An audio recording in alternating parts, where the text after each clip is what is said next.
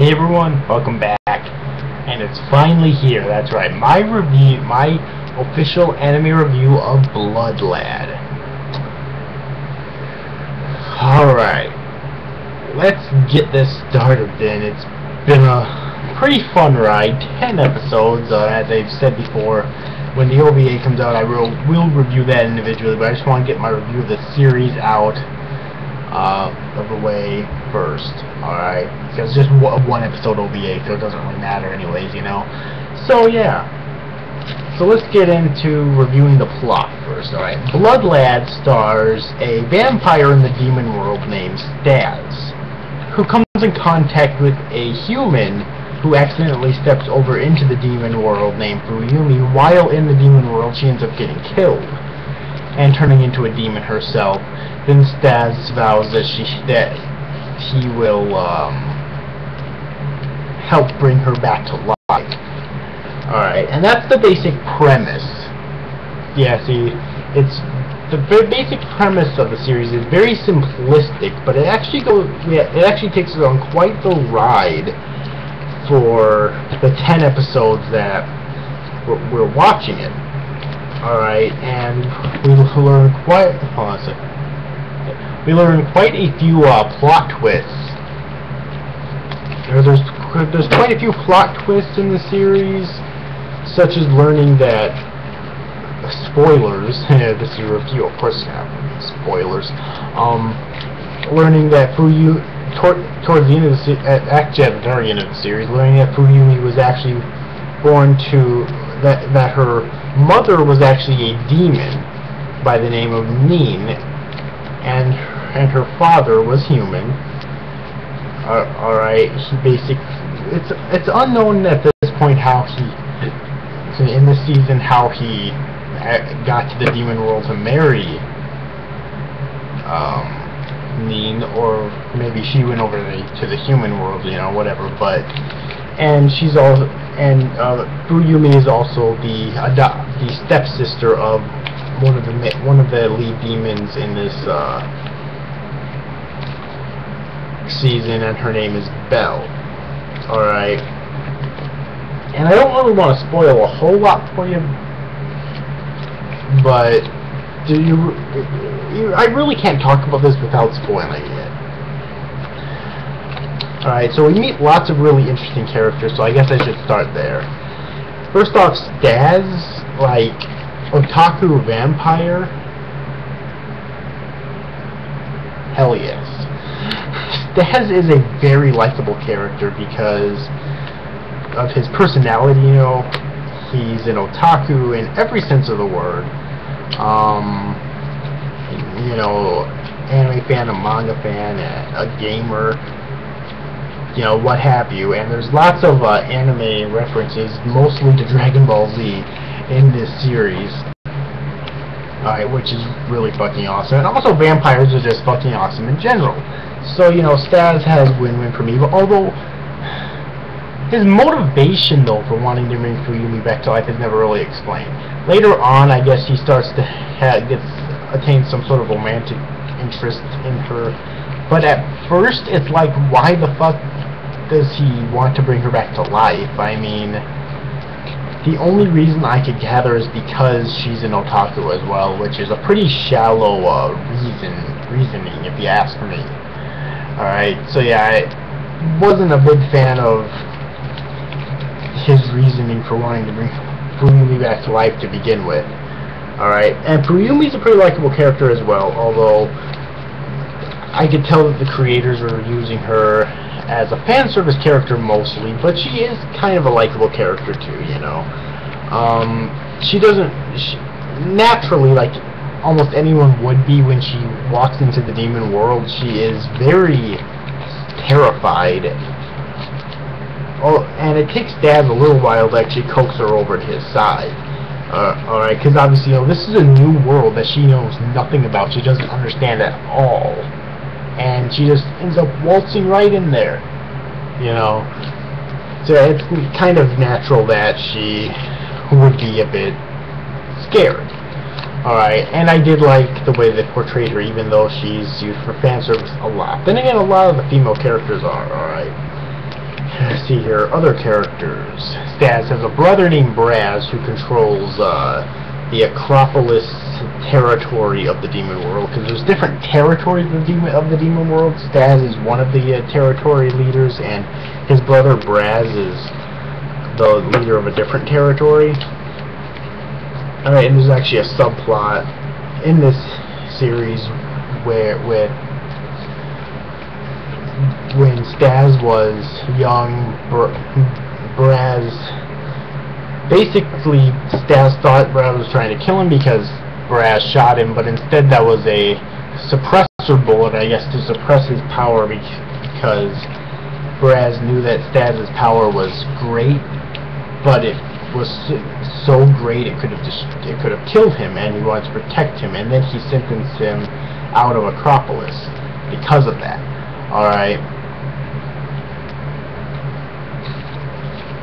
So that's pretty cool, and Braz actually agrees to help Staz bring Fuyumi back to life. Alright, which by the way, Fuyumi wasn't brought back to life even by the end of the series, which is why I'm almost certain that there's going to have to be a second season now. Alright. And I really liked it because I really enjoyed this series. The only other character I think is worth mentioning would be Belle, who is also a pretty fun character. She's the daughter of the Hydra territory leader. Alright, basically, Nin is the mother of both Belle and Fuyumi. However, Belle's father, well, we don't actually ever learn his name, but yeah, Belle's father. And then there's Fuyumi's father, who is Yanagi, a human. Alright, so I guess you could say that Fuyumi's kind of, both of them are stepsisters, and I guess you could say while Belle's a full demon, Fuyumi's kind of half demon. At least that's the way I'm taking it. Alright. And yeah, so but Belle is a fun character as well. She has a crush on Staz, and it's revealed that she's kind of had a crush on Staz for a while, and he's very well oblivious to it, like men in anime generally are. Going that route, huh? Like whenever she's with Staz, like alone and they're talking, you know, they're not really focusing on a mission, she's always blushing and everything. I mean, even before she states it in her mind, of course, because she won't say it to him, of course, then you can obviously tell that she has a thing for Staz.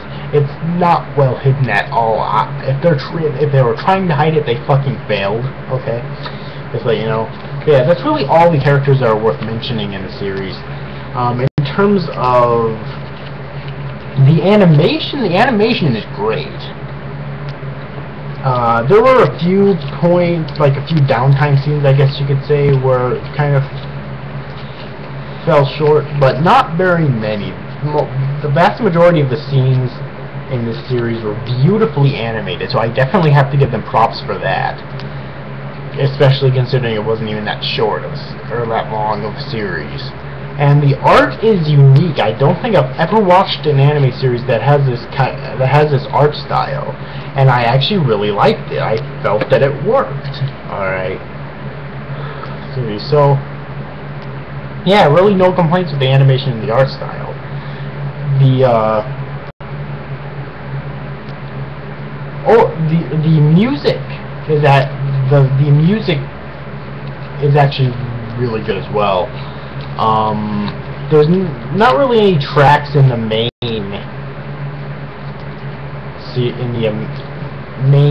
actual series itself that stand out to me. They're just good for the moment. But the opening, well, the ending's actually pretty good. It's memorable, but the opening I feel is really memorable.